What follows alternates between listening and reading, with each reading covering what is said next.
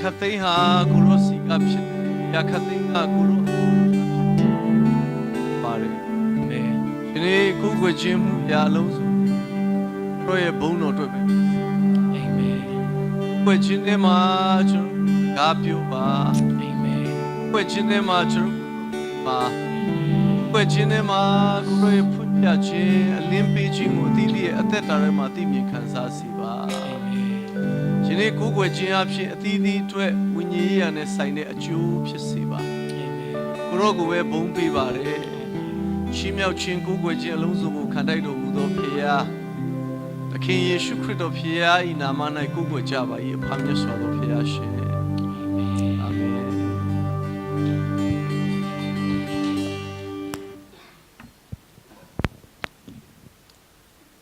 ဟာလေလုယာဘုရားသခင်ယေရှုတော်ချီးမွမ်းပါတယ်ကျွန်တော်တို့ကအခြားသောဘာသာဝင်တွေနဲ့လုံးဝမတူညီတဲ့အကြောင်းအရာကျွန်တော်ပြီးခဲ့တဲ့တပတ်တုန်းကလာမဲ့သကြံသင်တန်းအတွက်ကျွန်တော်နေပြည်တော်မှာသွားလုံမှာဖြစ်တဲ့အတွက်အဲဒီကဆရာတွေနဲ့နေပြည်တော်မှာရှိတဲ့ချင်းနှစ်ချင်းသင်းတော်နဲ့ကျွန်တော်တို့အသင်းတော်နဲ့နောက်ပြည်မနာမြန်မာနှစ်ချင်းသင်းတော်နဲ့သုံးခုပေါင်းပြီးတော့ဒီသကြံတွင်းမှာကျွန်တော်တို့ကျမ်းစာသင်တန်းလုံမှာဖြစ်တဲ့အတွက်သူတို့နဲ့သင်တန်းအစီအစဉ်လေးလုပ်ဖို့ကျွန်တော်ဒီကနေနေပြည်တော်မနေ့လင်းနဲ့သွားတယ်ပြီးတော့ညနေလင်းနဲ့ပြန်လာတယ်နေပြည်တော်ကျွန်တော်တခါမှလည်းမရောက်ဘူးကျွန်တော်တော်သားဒီတော့တခါမရောက်အဲ့ဒါအဲ့နေရာမှာရောက်သွားပြီးတော့အာဝန်းချင်းကြီးစွာနဲ့လိုက်ကြည့်ပြီးတော့ခဏတော့အစည်းအဝေးလုပ်ပြီးတော့ပြန်လာတော့လင်းမြန်မပြန်တက်ပြီးတော့စီးတဲ့အခါဖះကြံစီပါလူအနေနဲ့တော့တိုက်ဆိုင်တာပေါ့လေနော်မနေ့တုန်းကလည်းကျွန်တော်ဘေးမှာအဲ့ဒီအမျိုးသမီးပဲညနေပြန်တော့လည်းဒီအမျိုးသမီးပဲသူကလည်းကျွန်တော်မှတ်မိတယ်တွေ့တော့လေဟာလေချင်းထားရင်တော့လွဲအောင်မယ်တဲ့အဲကျွန်တော်အေးဟုတ်တယ်လို့အဲလေထိုင်ခဏစကားပြောတော့သူကကျွန်တော်ဟိုနေပြီးတော့မှလုပ်ငန်းပေါ့လေစီးပွားရေးလုပ်ငန်းတွေလာတယ်ထင်လို့အထင်ကြီးပြီးတော့အခုကြီးကဘာလုပ်ငန်းလုပ်တာလဲဆိုပြီးတော့ကျွန်တော်ကမဟုတ်ကျွန်တော်သိအောင်ဆရာပါလို့အဲ့ဒါပြောရင်းနဲ့သူနဲ့စကားပြောကြလေးမှစကားပြောတော့သူကဘဟာယီဆိုတဲ့ဘာသာတရားကိုကူးကွယ်တာဘဟာယီဆိုတာနော်အဲ့နဲ့စကားပြောတော့ဘဟာယီဆိုတာကထာဝရဘုရားကိုယုံကြည်တယ်ဆိုဟိန္ဒူတွေတည်းကတနွယ်ပဲထာဝရဘုရားကိုယုံကြည်တယ်ဆိုတော့ပြောရတာတိတ်မစိမ့်ဘူးပေါ့လေကျမတို့နီးစပ်ပါတယ်ပေါ့အဲ့လိုမျိုးနဲ့ပြီးတော့မှသူသိကျင်တာတွေကျွန်တော်မေးတယ်သူသိကျင်တာတွေမေးတယ်အဲ့ဒါကျွန်တော်လည်းပြောပြသူကတော့ NGO မှာဘာသာပြန်နေအဲ့ကလေးမမျိုးသမီးပေါ့တော့တင်နေတာပေါ့တော့ interpreter လုပ်တာအဲ့နဲ့ကျွန်တော်မှသူစီက idea တခုရတယ်ဟုတ်လားသူ name ကတ်လေးပေးတာလေရှေ့မှာတော့သူ့ရဲ့နာမည် address ရေးထားပြီးတော့မှနောက်ကျောမှာသူတို့ရဲ့ယုံကြည်ချက်ကိုရေးထားတာဟာငါတို့လည်းအဲ့လိုလုပ်ပါမယ်နေကရှိမှာလားဆိုသူလင်းပါညာအသိဦးဆရာလိပ်စာရေးနောက်ကျောမှာယေရှုခရစ်ကသူ့ကိုငရေရခဲ့တယ်ရေးပေးရဆိုတော့ idea ရဆရာနဲ့ဟောအဲ့ဒါနဲ့သူမေးခွန်းတစ်ခုကျွန်တော်မေးတယ်အခုတဲ့ဖះကိုမြင်ဘူးလားစဉ်းစားကြည့်ခင်ဗျာမေးဘလို့ဖြေအေးတော့ပြောနေတာပြီးခဲ့တဲ့တစ်ပတ်ကတွေးလိုက်တယ်ထမြောက်လာတာပြီးခဲ့တဲ့တစ်ပတ်ကထမြောက်တယ်နော်ညနေဆောင်တော့ပြန်ဝင်သွားဒီတစ်ပတ်မရှိတော့နောက်ထပ်ထမြောက်မယ်နောက်တစ်ပတ်နောက်နှစ်ကိုစောင့်ရတယ်နောက်နှစ်ဟုတ်လားခရစ်နဲ့အဲ့လိုဖြစ်နေတာဆိုတော့ကျွန်တော်သူ့ကိုဖြည့်တကယ်တော့ဖះကိုမြင်ဘူးလားလို့မေးတဲ့အခါနေ့စဉ်ကျွန်တော်ကအဲ့ဒီခရစ်တော်နဲ့အသက်ရှင်တာလေအာမင်ပြီးခဲ့တဲ့တစ်ပတ်ကထမြောက်ပြီးတော့ညနေဆောင်လောက်ဂူတဲ့သခင်ရှုပြန်ဝင်သွားပြီးတော့နောက်နေ့ဧပြီလောက်မှာတစ်ခါထမြောက်လာဂျားထဲမှာကျွန်တော်နဲ့ပျောက်နေတာမဟုတ်ဘူးဟာအီမာနွေလအထိပ္ပယ်ကအကျွန်ုပ်တို့နဲ့တူရှိတော်မူသောဖခင်အဲ့ဒီဖခင်ကဝိညာဉ်တော်အဖြစ်ကျွန်တော်ရဲ့အသက်တာထဲမှာချိန်ဝတ်တယ်အာမင်အဲ့ဒီဝိညာဉ်ကလေနဲ့အလားတန်တူတယ်လို့ပြောတဲ့အတွက်မြင်နိုင်လားလို့မေးရင်မမြင်ရဘူးရှိလားလို့မေးရင်ရှိတယ်မြင်နိုင်လားလို့မေးရင်မမြင်ရဘူးရှိလားလို့မေးရင်ရှိတယ်အဲ့ဒီဖခင်နဲ့အသက်ရှင်နေတာအဲ့တော့ပြောရရင်မြင်နေတယ်ဆိုတာထက်ဖခင်နဲ့နေ့စဉ်အသက်ရှင်နေဆိုတာကိုကျွန်တော်တို့က ခံစားပြီးတော့သဘောပေါက်ပြီးတော့မှအဲ့ဒါဝိညာဉ်ရေးရမှာမြင်ပြီးတော့အသက်ရှင်တာဖြစ်တယ်ဟာလေလုယာအဲ့တော့ကျွန်တော်တို့ကနေ့စဉ်အသက်တာထဲမှာပြောရရင်တော့ regular ပေါ့ပုံမှန်ဖြစ်နေတဲ့အရာတချို့လူတွေအတွက်တီးသန့်ဖြစ်တဲ့အရာတွေတခါတရံမှဖြစ်တဲ့အရာတွေ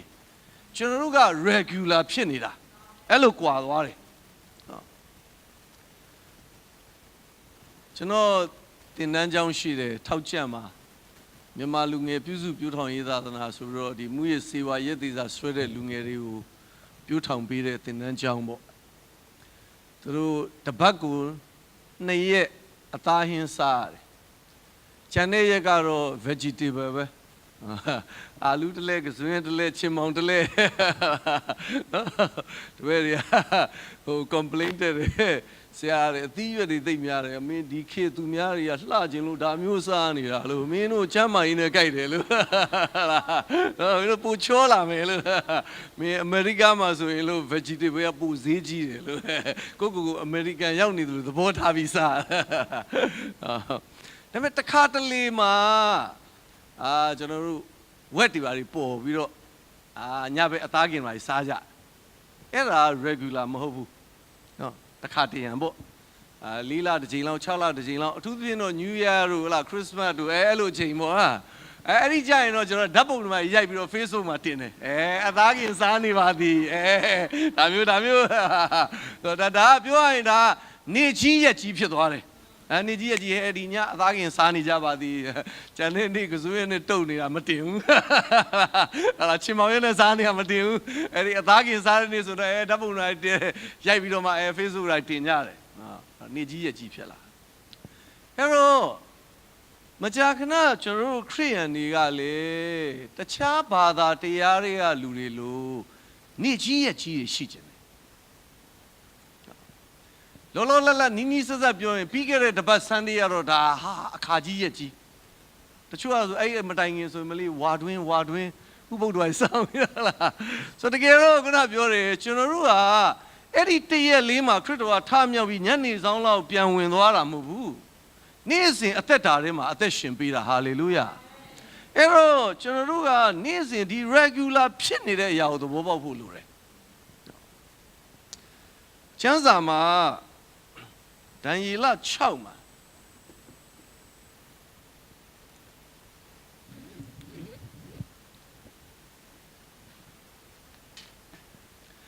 ဒံယေလနဂတိကျမ်းခန်းကြီး6မှာ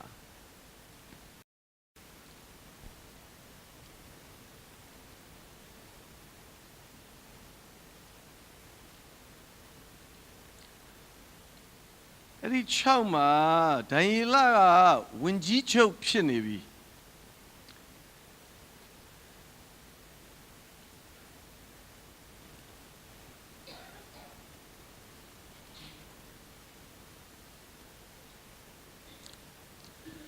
ဒံယေလဝင်ကြီးချုပ်ဖြစ်နေပြီချမ်းစာရဲ့သမိုင်းကြောင်းနဲ့လေ့လာတဲ့အခါရှင်ဘုရင်တွေပြောင်းသွားတယ်ရှင်ဘုရင်တွေပြောင်းသွားတယ်ဒါပေမဲ့ဒံယေလကဝင်ကြီးချုပ်ဖြစ်နေတယ်ဆိုတာမပြောင်းဘူးအဲ့ဒါဖယားသခင်ခန့်ထားတာဖြစ်တယ်အာမင်ဒါကြောင့်သင်ကိုဖယားကခွဲခန့်မှတ်သားထားရင်သင်ဘာမှစိတ်ပူစရာမလိုသင်ရဲ့နေရာအတွက်ပေါ့ဥမာအသင်းတော်မှာသင်အုပ်ဆရာဖယားခန့်ထားတယ်ဆိုရင်ဘာမှစိတ်ပူစရာမလိုအတင်းအဓမ္မတက်လုံနေတော့တမျိုးပေါ့ကျွန်တော်စဉ်းစားကြည့်ရလောကကြီးမှာလေကျွန်တော်နေရာကိုလူမဲ့လူဘယ်သူမှမရှိဘူးကျွန်တော်ပြောလာမလူနဲ့ငါကြီးပြူဖယ်ပေးမှာအဲ့မှာဘိန်းစားအယောက်90ရှိတယ်ဆက်သားထိန်ကျွန်တော်နေရာလူမဲ့လူမရှိဘူးလူမလူစိတ်ချပူစရာမလိုလူမလားဖယ်ပေးမယ်ဘိန်းစားတွေထိန်ထားခဲ့မယ်အခုလွှဲပေးမယ်အရိုက်ရလူမလူအဲ့တော့လုပ်ငန်းခွင်ထဲမှာပဲဖြစ်ဖြစ်အသင်းတော်မှာပဲဖြစ်ဖြစ်ဖယားကတင့်ကိုဒီနေရာမှာခွဲခန့်မှတ်သားထားတယ်ဆိုရင်ဘယ်သူမှတင့်ကိုဖယ်လို့မရဘူး။ကျန်တာတွေသာပြောင်းသွားလိမ့်မယ်။တင့်ကိုဖယားခိုင်ခန့်စေတယ်ဟာလေလုယာ။အဲ့တော့ဘယင်တွေသာပြောင်းသွားတာ ဒန်ယေလဝင်ကြီးချုပ်မပြောင်းအဲ့တော့ဒန်ယေလကိုပတ်ဝန်းကျင်မှာမနာလိုတဲ့လူတွေလည်းရှိတယ်ဒါလောကကြီးရဲ့သဘောပဲအဲ့သဘောကိုကမသိပေမဲ့ကိုယ်ဘေးနားမှာကြိတ်ပြီးတော့ခြေဝင်နေတဲ့လူတွေအများကြီး jealousy ဖြစ်နေဟာမနာလိုဖြစ်နေတဲ့လူတွေအများကြီးဂုံယူပေါ့ဘာလို့ဆိုတော့ခင်ဗျားကို jealousy ဖြစ်တယ်ဆိုတာဖြစ်လောက်เสียအကြောင်းရှိလို့လေဖြစ်လောက်เสียအကြောင်းရှိလို့ဟုတ်မှာလမ်းဘေးကသရောင်းစားကိုကျွန်တော်တို့ jealousy မဖြစ်ဘူးဟုတ်မလားနော်လမ်းမသွားရင်လမ်းဘေးသရောင်းစားကိုဂျေဝင်ဘူးလားနော်မဝင်ဘူးကိုဘေးကနေကားကောင်းစားကြီးစီးပြီးဖြတ်သွားတဲ့လူပဲလှမ်းကြည့်ပြီးဂျေဝင်တာဟုတ်မှာဒီကောင်နေဘလို့ကြီးပွားနေလဲမသိပါဘူးကားကြီးကကောင်းနေတာဟုတ်တရောင်းစားကိုကြည့်တော့ဟာဒီကောင်ခွက်ကမိုက်တယ်ကွာလို့တခါမှမစင်စားဟုတ်တယ်မလားဒီကောင်ဘလို့များတောင်းနေလဲတခါမှ jealous မဖြစ်ဘူးဟုတ်တယ်မလားအဲ့တော့ခမည်းကို jealous ဖြစ်နေတဲ့လူရှိရင်ဂုဏ်ယူစမ်းပါခမည်း jealous ဖြစ်เสียအခြေအနေတစ်ခုမှဖျားထားလို့ hallelujah ကိုကလိုက်ဝင်တဲ့လူတော့မဖြစ်စေနဲ့ကိုကတော့လိုက်မဝင်နဲ့အဲ့တော့ဒန်ယေလကိုလည်းပတ်ဝန်းကျင်က jealous ဖြစ်တယ်မနာလိုတဲ့လူတွေရှိတယ်အဲ့တော့သူတို့လိုက်ကြည့်တယ်တဲ့ဒန်ယေလကိုအပြစ်တင်ဖို့ပေါ့ဘာများတခုခုအမှားရှိမလဲလို့လိုက်ကြည့်တဲ့အခါ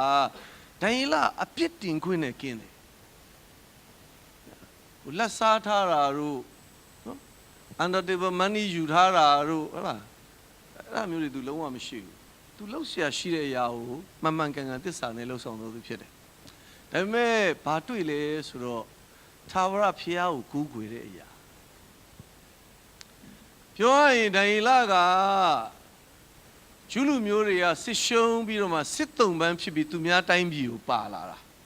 သူများတိုင်းပြည်ကိုစစ်တုံပန်းဖြစ်နေရောက်လာပြီးတော့မှအဲ့ဒီကနေဘုရားသခင်ချီးမြှောက်ထားတာဒါပေမဲ့သူရောက်နေတဲ့တိုင်းပြည်ကလူတွေနဲ့ကိုယ်ကိုယ်ချင်းမတူဘူးအဲ့တော့ဒီလူတွေကဘုရင်ကြီးကိုပြောတယ်တဲ့ဘုရင်ကြီးရဲ့ရုပ်ထုလုပ်ပြီးတော့တဲ့တိုင်းပြည်လုံးကိုဥချခိုင်းဒီရက်30အတွင်းမှာဒီဘုရင်ကြီးရဲ့ရုပ်ထုကိုဥမချတဲ့လူရှိရင်သူ့ကိုချင်းသေးတွင်းနဲ့ပြစ်ချရအောင်ဆိုတော့အဲ့ဒါဒန်ယေလကိုတိတိကျကျတိုက်ခိုက်တာဘာလို့ဆိုဒန်ယေလကငါမှတပါအခြားသောဖျားကိုမကိုးကွယ်နဲ့ရုပ်ထုစင်သူကိုဥမချဝတ်မပြုနဲ့ဆိုတဲ့ဓမ္မဟောင်းမှာမောရှေအဖင်သူတို့ရထားတဲ့ဒီပြည့်ညတ်တရားကိုနှုတ်ကပတ်တော်ကိုဝန်ခံပြီးအသက်ရှင်တယ်ဆိုတော့ဒါဒန်ယေလကိုသူတို့ချင်းသေးရင်းနဲ့ကြဖို့ရန်တဘောတော့ဒန်ယေလကိုပျက်စီးကြောင်းပေါ့တခြားနည်းနဲ့မရတော့ဒီနည်းနဲ့သူတို့တိုက်ခိုက်တာအဲ့တော့အဲ့ဒီအမိန့်ထုတ်လိုက်တဲ့အခါတဲ့ဒန်ယေလ6အခန်းကြီး6ငွေ30မှာ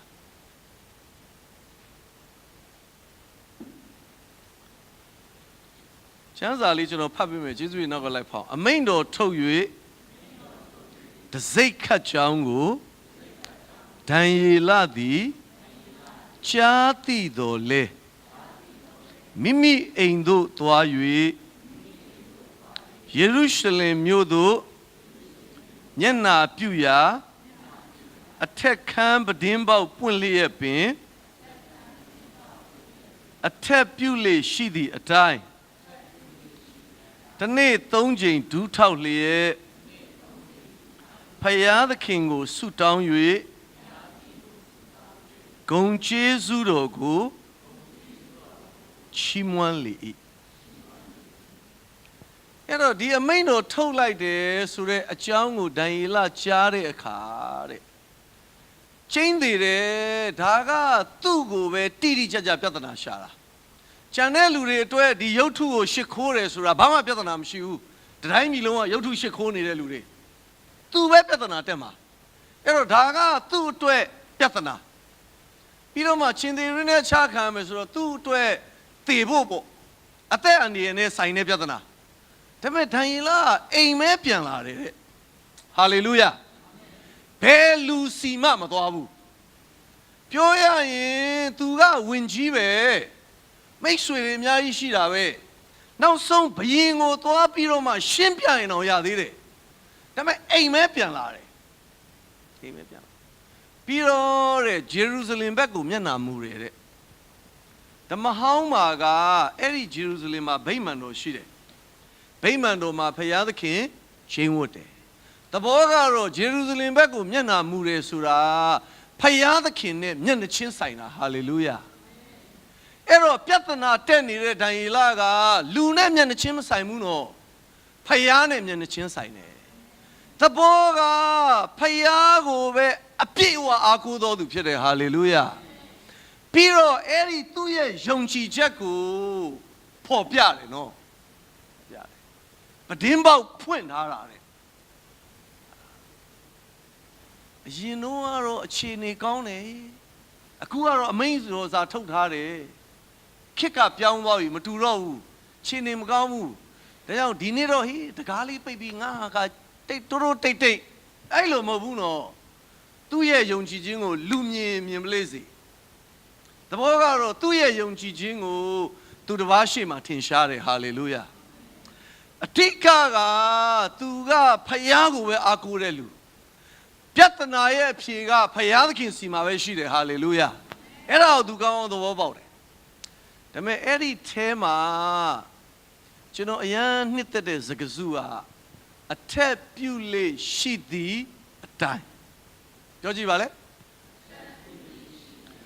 အဲ့ဒါအရင်တုန်းကလုံနေကြအရင်လဲဒီအတိုင်းပဲလုံနေတာဒီနေ့မှပြဿနာတက်လာလို့ပြေးလောက်တာမဟုတ်ဘူးပြောရရင်သူ့ရဲ့အသက်တာထဲမှာသူ့ဘဝထဲမှာဒါ regular ပုံမှန်နေ့တိုင်းသူကဖယားနဲ့စကားပြောနေတာဟာလေလုယာလူတွေအများကြီးကလေပြဿနာတက်မှပြေးလာဆုတောင်းတာအပြဿနာတက်မှဖယားအားကိုးတာအပြဿနာတက်မှအစာရှောင်ဆုတောင်းတာအဲဒီလိုသွားတာတော်တော်များများကအစာရှောင်ဆုတောင်းခြင်းဆိုတာဒါပြဿနာတက်မှလုပ်ရတဲ့ကိစ္စအဲ့လိုခံယူတာရှမဿဲအခန်းကြီး3အဆုံးမှာသခင်ယေရှုဗတ္တိဇံခံတယ်အငယ်16လောက်မှာ19လောက်မှာရှမဿဲအခန်းကြီး3ဆုံးသွားအခန်းကြီး4စဝိညာဉ်တော်သည်တဲ့ယေရှုကိုတဲ့စုံစမ်းခြင်းခံမှုတောသို့ပို့ဆောင်တယ်တဲ့အခန်းကြီး4အငယ်1မှာနှစ်ကိုရောက်တဲ့အခါကျတော့ယေရှုသည်တဲ့အစာအာဟာရကိုမသုံးဆောင်ပဲအရက်40ပတ်လုံးနေပြီးတော့တဲ့မွတ်သိပ်ခြင်းသို့ရောက်တယ်ဆိုတော့နှစ်ချင်းခန္ဓာနဲ့ယေရှုအစာရှောင်တာဂျားမှာကျမ်းပိုက်2ပိုက်လောက်ပဲခြားတယ်နှစ်ချင်းခံပြီးခဏနေရင်သူအစာရှောင်နေပြီအဲ့ဒါယေရှုကပြဿနာတက်နေလို့ရှောင်တာမဟုတ်ဘူးနော်တချို့ကနှစ်ချင်းခံတာကြားလာပြီအိုးတခါမရှောင်ဘူးသိမကြသေးဘူးကျွန်တော်အဲ့လိုဟိုတပတ်စနေလောက်ကကျွန်တော်ကျန်းစာတင်ဖို့အပြင်သွားကန်နေမျိုးသမီးတယောက်ကျွန်တော်အိမ်နာပဲကျွန်တော်ဇနီးတယ်နဲ့ဟိုဖျားเจ้าအမျိုးသမီးဖွဲ့တယ်သူနေမကောင်းလို့သွားပြီးတော့ဆူတောင်းပေးပါညာဟိုကျွန်တော်လည်းစိတ်ထဲမှာသူရောက်လာပြီးတော့စကားပြောတော့သူ့ကိုဟိုမယုံကြည်သူထင်လို့လေခရိယန်လို့မထင်ဘူးတခြားဘာသာဝင်တယောက်ထင်လို့ခဏထိုင်စကားပြောရင်းနဲ့သူပြောတယ်အခုတဲ့ကျမလေးတဲ့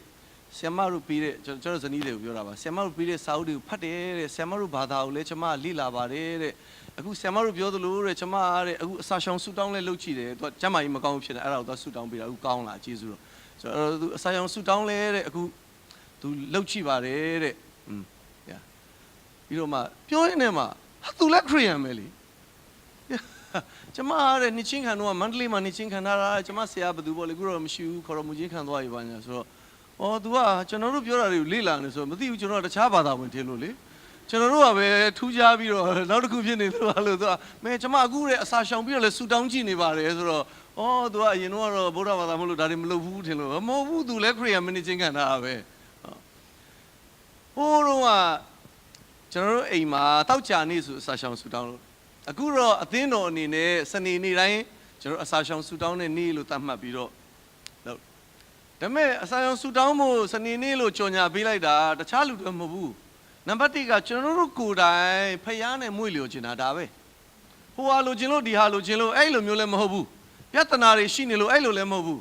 ဖျားနဲ့မွေ့လျော်ဖို့ရက်သတ်မှတ်ပြီးတဲ့သဘောပဲအေးစီပေါ့အဲ့တော့ဟိုတုန်းကကျွန်တော်ဒီမှာတောက်ကြနေအစာရှောင်ဆူတောင်းလုပ်တယ် ဆိုအိမ်သားပေါင်းရင်မှာခရိယန်တွေရှိတယ်ပြောဘယ်သူမှမလာဘူးအစာစားဆူတောင်းမှလာတာအခလေးမွေးနေ့တို့ဘာလို့လဲ anniversary တို့ဘာလို့အဲ့ဒါမှလာတာအစာစားဆူတောင်းမှလာတာအစာရှောင်ဆိုမလာဘူးအစာမလာဒါပေမဲ့တချို့ရောက်လာတယ်တချို့ရောက်လာတယ်ကျွန်တော်အိမ်သားပတ်ဝန်းကျင်ရပေါ့နော်ချိလိုက်သူတို့ဘာဖြစ်လို့အစာရှောင်ဆူတောင်းရောက်လာလဲအချောင်းရင်းလေးရှာလိုက်ရင်ပြဿနာရှိတယ်သူများပတ်စံချီတာကိုကြားတဲ့အာမခံဟိုကပြန်မဆက်ပြဿနာတက်နေပြီအဲ့ကြရင်အစာရှောင်ဆူတောင်းရမယ်ဒါမှမဟုတ်အိမ်ကမိသားစုတွေမှာစိုးတဲ့တယောက်ရှိတယ်အထိန်မရဘူးသားအရွယ်ရောက်လာတော့စိုးတယ်အဲ့ကြရင်သူအစာရှောင်ဆူတောင်းရမယ်အဲ့တော့လူတွေအများကြီးဒီအစာရှောင်ဆူတောင်းခြင်းတို့ဘာလို့ဆိုလို့ရှိလို့ရှင်လဲအသက်တာထဲမှာ regular ရှိရမယ်လို့သဘောမပေါက်ဘူးသူပြဿနာတက်မှပြေးလာလို့ရတဲ့ကိစ္စဒီလိုယူဆတယ်တကယ်တော့သင်အသက်တာထဲမှာတစ်ပတ်တစ်ခါဖြစ်မယ်နှစ်ပတ်တစ်ခါဖြစ်မယ်တစ်လတစ်ချိန်ဖြစ်မယ်ဒီအစာရှောင်ဆူတောင်းခြင်းဆိုတာလေ regular ရှိသင့်တာတချို့ကအစာရှောင်နေအစာရှောင်တာမဟုတ်အစာပြောင်းဆူတောင်းတာသမင်းမစားဘူးငပြောသီး6လုံးစားတယ်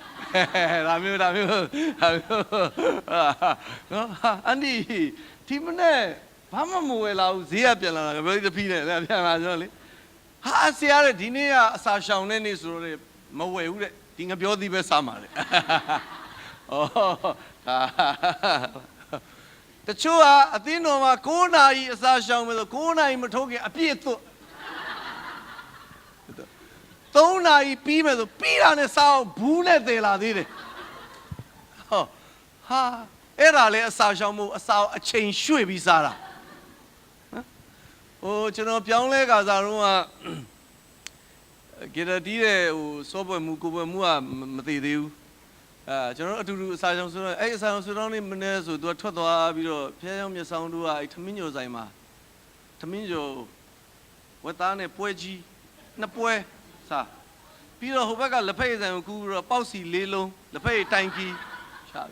ပြီးတော့မှသူကဘိုက်ကလေးပုတ်ပြီးတော့ငါရှောင်လို့ရပြီတဲ့အဲ့ဒီလောက်ဆိုကျွန်တော်ဆို2ရက်လောက်ရှောင်လို့ရတယ်လို့သူစားသလောက်ကျွန်တော်ဆို2ရက်လောက်ရှောင်လို့ရတယ်အဲ့ဒါကိုသူမလေးရှောင်လို့ရ9နာရီကနေ3နာရီနော်အမေရိကအိမ်အိမ်ရောက်တော့လေဒီနေ့တဲ့စနေနေ့တဲ့အစာရောင်ဆူတောင်းပါတဲ့အတော်ပဲတဲ့ဆရာလေးရောက်တယ်စံစာတင်ပြီးတင်ပြီးတော့သူမနဲ့အစိုးရတွေကထပြီးတော့မှချက်ပြုတ်နေတာချက်ပြုတ်နေတာကျွန်တော်မသိဘူးဘာကနေကျတော့တခါလေသူဘန်းလေးနဲ့ယူလာပြီးတော့ဘာဒီလဲဆိုတော့စန္ဒနာကြီးပြီးရတယ်စားဖို့တဲ့တအိမ်တပန်းယူလာကြတအိမ်တပန်းယူလာတော့အဲ့တော့ဟိုမှာဆူတောင်းမှုတတ်မှတ်ထားတာ9နာရီအဲ့9နာရီကိုလာကြတဲ့ကအသီးသီးကဘန်းလေးတွေနဲ့စားစရာတယောက်မျိုးလောက်လှုပ်လာကြတယ်ဟိုဘက်အိမ်ကချမ်းခောက်ဆဲလှုပ်လာတယ်ဒီဘက်အိမ်ကဝက်ကောင်းလှုပ်လာတယ်ဟိုဘက်အိမ်ကတမျိုးအားလေးဘန်းလေးနဲ့လာပြီးတော့မှအဲ့မှာတင်ထားကြဆိုတော့မှဝေးကြတယ်ကားတွေနဲ့မောင်းမိလာတယ်ဆိုတော့ဟိုနည်းနည်းနောက်ကြဒီနည်းနည်းနောက်ကြနဲ့တကယ်အစာကြောင်ဆူတောင်းစပြစ်တာ9နာရီခွဲလောက်ကနေစရက်တာကြတော့ကွက်တိနော်12နာရီအတိပဲရက်တယ်သိလားနည်းနည်းနောက်ကြလို့နည်းနည်းရွှေ့သွားမရှိဘူးရက်တာတော့လုံးဝ12နာရီဒေါင်ကနေပဲရက်တာအဆုံးသတ်မှာဆရာရဲ့အဆုံးသတ်တခါလေးဆူတောင်းပြီးတော့အစားတော့တယ်ပါကျေးဇူးတော်ချီးမွမ်းပေးလိုက်ပါပြီးရတယ်တခါလေးဟိုမှာယူလာတယ်ရေလေစားကြတော့တာဒါလည်းမဟုတ်ဘူးနော်ဒါလည်းမဟုတ်အဲ့တော့ကောင်းပြီတချို့ကလည်းအစာရှောင်တယ်ဆိုတာသူတို့လိုချင်တာတွေရှိလို့ fast and pray မဟုတ်ဘူးနော် hunger strike အစာငတ်ခံဆန္ဒပြတာဘုရားသခင်လည်းပြီးမလားမပြီးဘူးလားမပြီးမချင်းမစားဘူးဒါမျိုးစားအဲ့ဒါတွေမဟုတ်ဘူးနော်အဲ့ဒါတွေမဟုတ်ဘူးတကယ်တော့သင်အထဲတွေကခန္ဓာကိုယ်ကစားနေကြအချိန်မှာမစားဘဲနဲ့နေစားတာပေါ့စားကျမ်းစာမှာသခင်ယေရှုတော်မှာမွတ်သိပ်တော်မူ၏စာမွတ်တော်မူ၏သခင်ယေရှုတော်စားတယ်လို့ရေးထားတာပဲခင်ဗျားမစားအောင်ပါမို့လို့တချို့ကမစားဘူးတဲ့ဝိညာဉ်တော်နဲ့ပြည့်နေတာသခင်ယေရှုတဲ့တော်သားနေတယ်လို့ပါလို့သူ့ပဲထိုင်ရှိခိုးရမလို့ဖြစ်တယ်အဲ့ဒီလိုမဟုတ်ဘူးနော်စားတယ်စားနေကြအချိန်မှာမစားရင်စားတယ်အထဲတွေကတောင်းဆိုတယ်အဲ့ဒါကိုသင်ကညင်းတာ deny yourself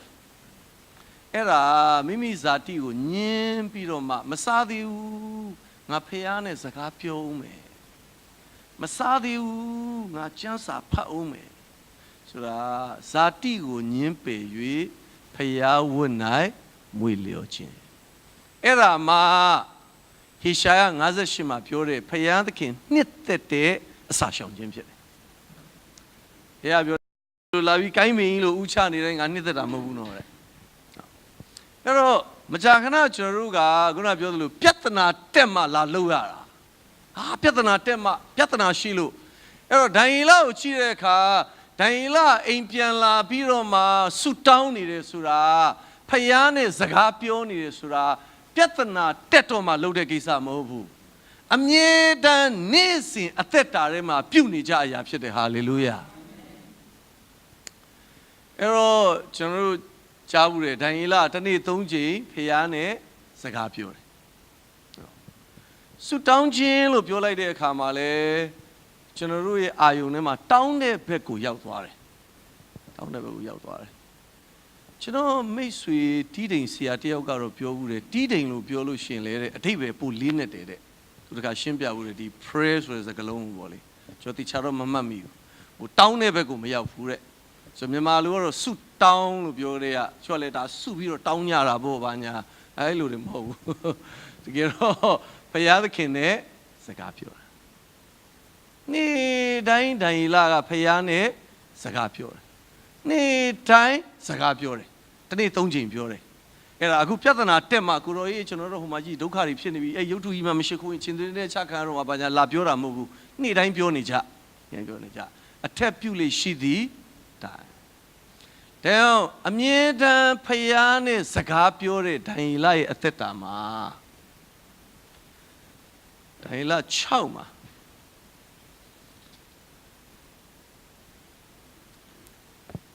ခန်းငယ်နှစ်လောက်ကနေဖတ်ရင်ဒီလိုတွေ့တယ်ကျွန်တော်ဖတ်ပြီးမယ်ကျေးဇူးရနောက်ကလိုက်ပါအကျိုးတော်ကိုမယုံမလျော့စေခြင်းကထိုမြို့ဝင်အပေါင်းတို့ကို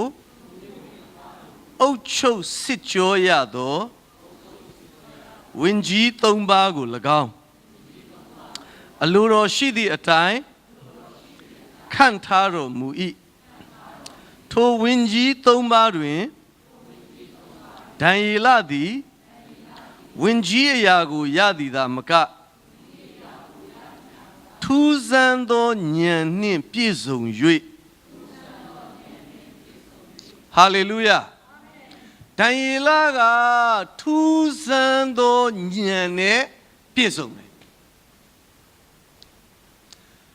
တနည်းရုပ်ရှင်တကားကြည့်တော့ဟိုလက်ဝဲထိုးတဲ့ကားပဲကစ်ပေါက်စာကားပဲကြည့်တော့ဆရာတပည့်ကိုသင်ပေးတဲ့အခါစကားတစ်ခွန်းပြောတယ်။ဘာပြောလဲဆိုတော့လောကကြီးမှာတဲ့ခွန်အားကြီးတဲ့လူကနိုင်တာမဟုတ်ဘူးတဲ့။ပါးနှက်တဲ့လူကနိုင်တာတဲ့။အဲ့လိုပြောတယ်။တဘောတော့လက်ဝဲထိုးတဲ့အခါမှာပေါ့နော်လက်ဝဲထိုးတဲ့အခါမှာခွန်အားကြီးတိုင်းနိုင်တာမဟုတ်ဘူးပေါ့။မင်းလိမ္မာပါးနိုင်ရင်မင်းနိုင်မယ်ဆိုတော့တပည့်ကိုသင်ပေးတယ်အဲ့တော့လောကကြီးထဲမှာကျွန်တော်အသက်ရှင်တဲ့အခါခုနပြောတဲ့ပါးနှက်ဖို့လိုတယ်ပါးနှက်တယ်ဆိုတာဉာဏ်ပညာနဲ့ဆိုင်တာပေါ့အခုဒိုင်ယေလကနေ့တိုင်းဖယားနဲ့စကားပြောပြီးအသက်ရှင်နေတဲ့အတွက်ဒိုင်ယေလမှာသူများနဲ့မတူထူးဆန်းသောဉာဏ်ဟာလေလုယာအဲ့ဒါအရေးကြီးတယ်သင်စီးပွားရေးလုပ်တဲ့အခါမှာဘယ်အချိန်မှာမြုပ်နှံသင့်တယ်ဘယ်နေရာမှာမြုပ်နှံသင့်တယ်နေ့တိုင်းဖယားနဲ့စကားပြောပြီးအသက်ရှင်တတ်ရင်အဲ့ဒီထူးဆန်းသောဉာဏ်သင်ရမယ်ဟာလေလုယာလူတွေနဲ့တွေ့ပြီးတော့စကားပြောတဲ့အခါသင်ကနေ့တိုင်းဖယားနဲ့စကားပြောတတ်တဲ့ယုံကြည်သူဖြစ်ရင်ဘယ်နေရာမှာဘာစကားပြောရင်သင်ထိရောက်မလဲဆိုတဲ့ထူးဆန်းသောဉာဏ်ကိုသင်ရမယ်အာမင်လူတယောက်ကသင်ကိုလာပြောတဲ့အခါမှာယုံသင့်လားမယုံသင့်ဘူးလားလိန်နေတာလားအမှန်ပြောနေတာလားပိုင်းခြားနိုင်တဲ့ထူးဆန်းသောဉာဏ်ကိုသင်ရမယ်ဟာလေလုယာစီးပွားရေးလုပ်တဲ့အခါမှာလဲစီးပွားရေးမှာအလိမ်ညာတွေမရှိဘူးလားရှိတယ်လောကကြီးထဲမှာ နင့်ဥမမရရင်ငါသေရတော့မယ်ဆိုပြီးတော့လာလိန်တဲ့ကောင်တွေကတပုံကြီးရှိသေးတယ်ဟုတ်လားအဲ့တော့ဒီကောင်လိန်နေတာလားတကယ်လားပိုင်းခြားနိုင်တဲ့ညံကျွန်တော်ပြောတယ်ဟိုကျွန်တော်အသင်းတော်မှာတပည့်မတယောက်ကအသေးကွဲတော့ပြောဟာသူပြောနားထောင်ပေးရတယ်နှစ်သိမ့်ပေးရတာပေါ့ဆရာအဲ့ဒီအကောင်ကလေPrison worship လို့ရင်အခုပဲကောင်းငင်တက်တော့မယ်ယုံနေသလားကျမလေဖုန်းဘေးတွေဖြည့်ပြီး तू ကကျတော့ဟိုကောင်မနဲ့တော်ကီတွေဖြလို့သူကရှင်းတော့အခုတော့ပြတ်ပြီကျွန်တော်ပြောတယ်နင်ကလည်းလာပြောသမျှယုံတာပဲလားဆိုယုံနေနင်ကလည်းယုံကြည်သူစစ်မှန်တယ်လာပြောသမျှယုံနေအဲ့တော့ဒီနေ့အဲ့ဒါမျိုးမဖြစ်ရဘူးနော်လာပြောသမျှယုံနေတာဟိုအခြေရေးမှာပဲဖြစ်ဖြစ်စီးပွားရေးမှာပဲဖြစ်ဖြစ်နှုတ်ကပတ်တော်နဲ့ပတ်သက်လို့ပဲဖြစ်ဖြစ်လာပြောသမျှယုံနေတဲ့ယုံကြည်သူမဟုတ်ဘူးနော်သင်ကဖယားနဲ့အသက်ရှင်နေတဲ့လူအာမင်နေ့စဉ်သင်ဖယားနဲ့စကားပြောလို့ရတယ်ဒီဖယားကိုမေးလို့ရတယ်ဖယားကိုတိုင်ပင်လို့ရတယ်ဖယားနဲ့သင်အသက်ရှင်နေရင်ခုနပြောတဲ့ဘာညာလဲထူးဆန်းသောဉာဏ်သင်ရဲ့စီးပွားရေးမှာသင်ရဲ့အခြေရေးမှာသင်ရဲ့လူမှုရေးမှာသင်ကအဲ့ဒီထူးဆန်းသောဉာဏ်နဲ့အသက်ရှင်တဲ့ယုံကြည်သူဖြစ်လာမယ်ဟာလေလုယာအဲ့တော့ဒီနေ့ယုံကြည်သူဆိုတာ every day with Jesus ပဲယေရှုနဲ့သင်နေ့တိုင်းအသက်ရှင်နေတာအဲ့ဒီဖယားနဲ့သာသင်ကနေ့စဉ်စကားပြောပြီးအသက်ရှင်နေရင်လောကကြီးထဲမှာသူများနဲ့မတူတဲ့ထူးဆန်းသောဉာဏ်ကိုသင်ခံစားပြီးအသက်ရှင်မယ်အာမင်ပြီးတော့မှဒံယေလကိုကြည့်တဲ့အခါသူကနေ့စဉ်ဖယားနဲ့စကားပြောနေတယ်ဆိုတာအဲ့ဒါသူ့အသက်တာကိုဖယားနဲ့တိဆောက်ထားတာတဲ့အခုပြဿနာကြုံတဲ့အခါပြာရာခတ်မနေဘူးနော်ဒုက္ခပဲဟာဒီအမိန်ကြီးကတော့ငါတော့ချင်းသေးသေးနဲ့ဆင်းရတော့မယ်ထင်တယ်ဒုက္ခပါပဲတခါလေခြိပြားလက်ဖြားတွေအေးပြီးတော့ဘာလို့မှမသိဘူးအဲ့ဒီလိုမဖြစ်ဘူးနော်သူ့မှာငြိမ်သက်ခြင်းအပြည့်ရှိတယ်ပြောရရင်ချင်းသေးတွင်နဲ့ဆင်းသွားတဲ့အထိဟုတ်ပါဆင်းသွားတဲ့အထိ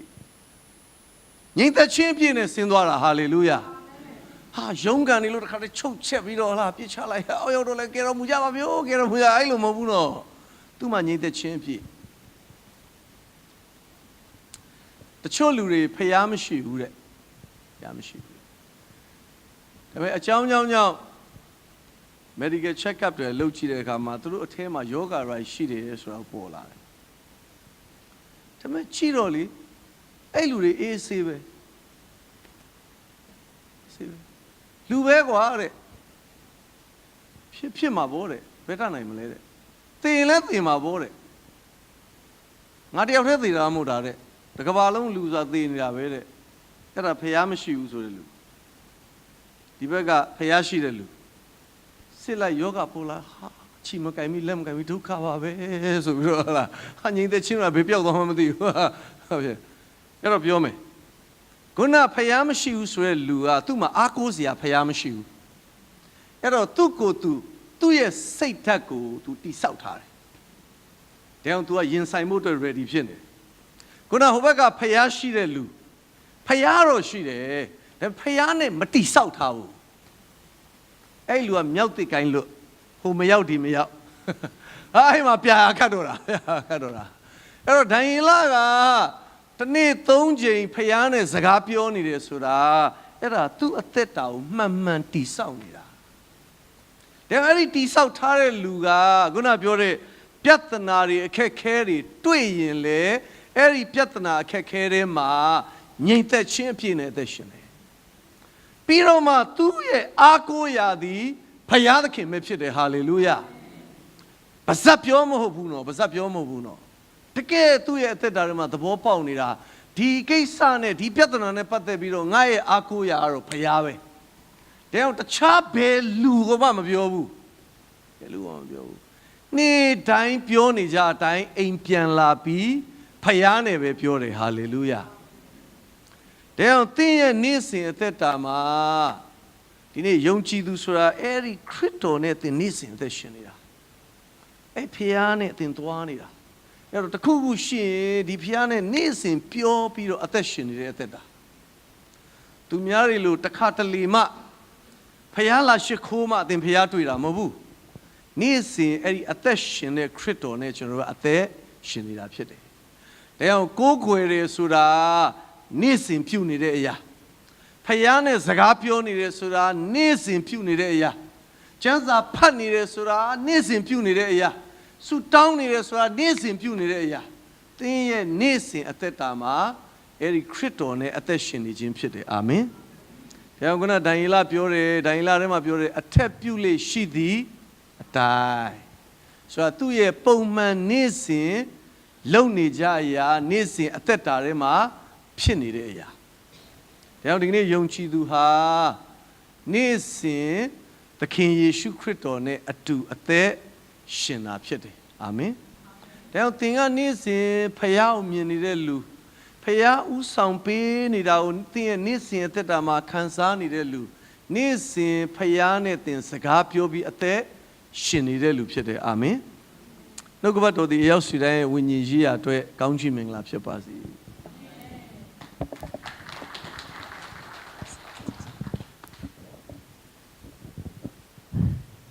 တုံးတော်ခါတော်ဆရာကိုအထူးပဲကျေးဇူးတင်ပါတယ်လို့ကျွန်တော်တို့ဆရာကိုသာရွေးဖျားခင်အသုံးပြုပါစေခုချိန်မှာကျွန်တော်တို့လူတော်ငွေကောက်ခံဖို့ဖြစ်ပါမယ်တခြင်းနောက်ဆုံးကျွန်တော်တို့ဒီဆိုရမယ့်တခြင်းကဝိညာဉ်တော်ဆိုတဲ့တခြင်းကိုအစဉ်သင်ထားပြီးပါလို့ကျွန်တော်တို့လူဟုတ်ပြီလူတော်ဝင်ကောက်ခံပြီးမဲ့ညီမလေးနေအောင်နော်အရှိလာပြီးမှကျွန်တော်တို့အရင်ဆုံးစက်ကကြရအောင်ကြောင်ရစရာတော့နောက်ပတ်ကျွန်တော်တို့မြန်မာရှိရှိမရှိဘူးဆိုတာပေါ့နော်တချင်ချိန်နဲ့ဟိုဖြစ်တဲ့အခါမှာလူတော်ဝင်စက်ကကြရအောင်ဖဖျားကိုရောကိုထိုးပဲကျေးဇူးတင်တယ်ကျွန်တော်တို့ဒီနေ့တောင်းတတဲ့အတိုင်းပဲခရစ်ရှင်ဖျားကျွန်တော်တို့ကိုစကားပြောပြီးတွင်တင်ပြီးတော့ကျွန်တော်တို့ကိုချီးမွမ်းပါတယ်။ဖဖျားခင်နှုတ်ဘတော်ကိုကျွန်တော်ခံယူခဲ့ပြီးတဲ့နောက်မှာကိုရောရှင်ဖျားရဲ့ကျေးဇူးတော်ကိုပြန်လည်ပြီးမှချီးမွမ်းရတော့ခွင့်ကောင်းချီးမင်္ဂလာမြောက်များစွာမြတ်ကိုပြန်လည်ရည်တရတော့ခွင့်ကိုပြီးတော့ကျွန်တော်တို့ကိုချီးမွမ်းပါတယ်။ကိုရရှင်ဖျားကိုရရှင်ထာတော်ဘာနာတာရမီတွင်ချင်းကလျက်လာနေစဉ်ပြင်လျင်ကျွန်တော်တို့အသက်တာမှာကိုရှင်ပြီးထားတော့ကောင်းချီးမြောက်များစွာထဲမှာကိုရောအတွက်ကိုရနိုင်ငံတော်အတွက်တာရမီများဒီကျွန်တော်တို့စိတ်မှာရှိတဲ့အတိုင်းလာပြီးကိုရှင်ဖျားရဲ့လူတော်အတွက်ထဲဝေကြပါ၏ဖဖျားခင်ကောင်းချီးပြတော်မူပါဒီအလူတော်ငွေဒီတကယ်ပဲကိုရှင်ဖျားရဲ့နိုင်ငံတော်အတွက်ဖြစ်စီလျက်ကိုရဘုံတော်သက်တာဖြစ်စီတော်မူပါဖိခန်းလူရန်ချတော်ရောက်စီတဲ့သက်တာမှာလေတာရွေကိုရကောင်းမြတ်ခြင်းများကိုမြင်တွေ့လျက်ကုံကုံတော်ကိုချီးမွမ်းနိုင်တော်သာအသက်တာမျိုးဖြစ်စီပါမယ်ကြောင်းကျေးဇူးတော်လုံးစုံချီးမွမ်းပြီးယေရှုဖေမြတ်တော်နာမ၌သို့တော်တဲ့ဒီအလူတော်ငွေကိုဆက်ကပ်နိုင်ကြပါလေပါဗျာအာမင်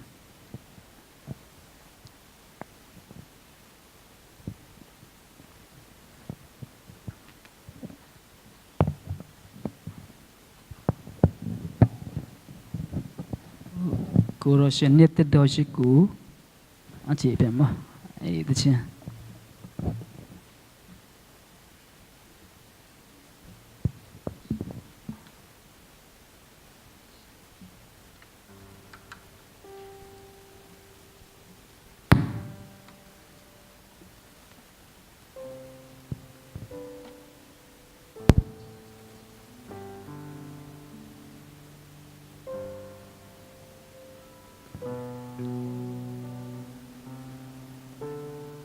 ရှိဦးလား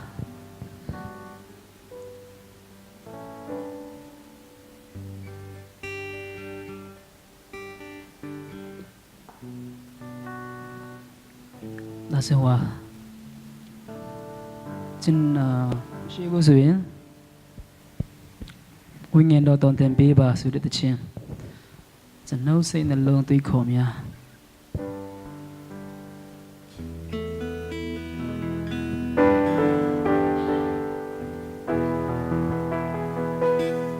အ အားလုံးမသိရကြရအောင်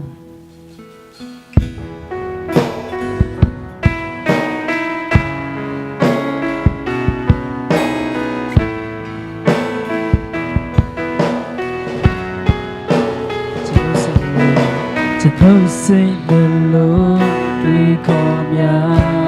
วจะสิลงสู่ผู้รอชิดาไว้อาณาจะต้องปิวยามูตัวยาลาผู้รอเปกายเปบาชิญโยบยาปู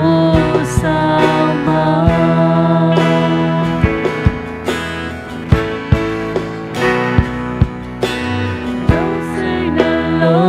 ด้วยความยาวเทียนสีลงสู่ผู้รอชิดทางไว้อาณาจะโน้ปิวยามูตัวยาลากูรอเปกายเปบาจะโน้เจเมอาณาวิญญาณโนตุนเป็นเปบาสนุกจัดตากูโดนาอาณาวิญญาณโนสิ้นสาวมาบาเทบาบาอาเนดูสนุกสนุกสิ้นแต่ลมจะต้องสิ่งนั้นลงด้วยความยาวฉันสิลงสู่ฉันสิลงสู่ผู้รอชิดทางไว้ฉันเอาผิวยามุตัวยาลา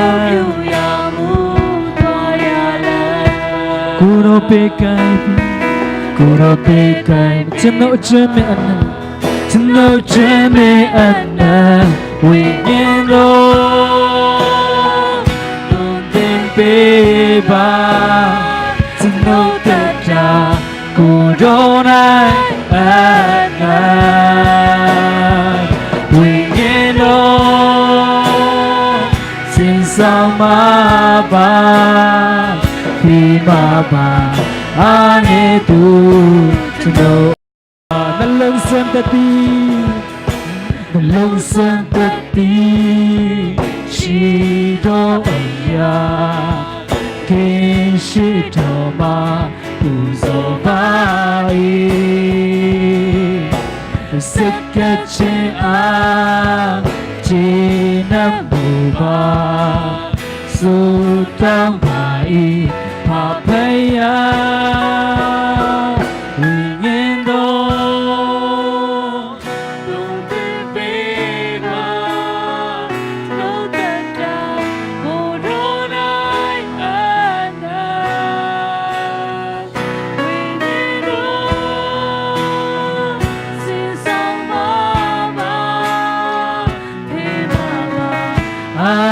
ตูวิญญาณบิยา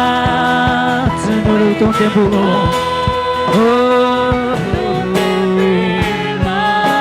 ฉันเอาเยตตาโอ้วิญญาณโดสิ้นสาวมา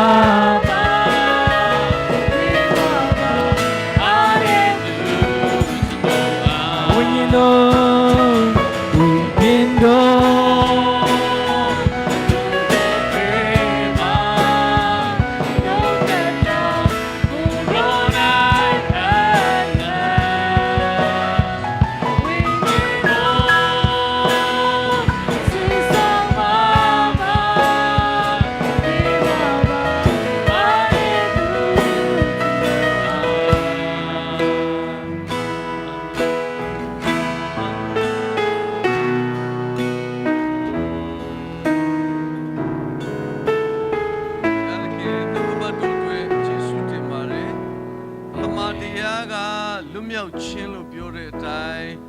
နှုတ်ကပတ်တော်ချားသောသူတွေရဲ့အသက်တာမှာဒီနေရာကနေမြောက်ခြင်းနဲ့ပြန်စီပါအာမင်နှုတ်ကပတ်တော်ကိုစေလွှတ်၍ချမ်းသာခြင်းကိုဖြစ်စေမယ်ဆိုရဲကိုရောရဲ့နှုတ်ကပတ်တော်သည်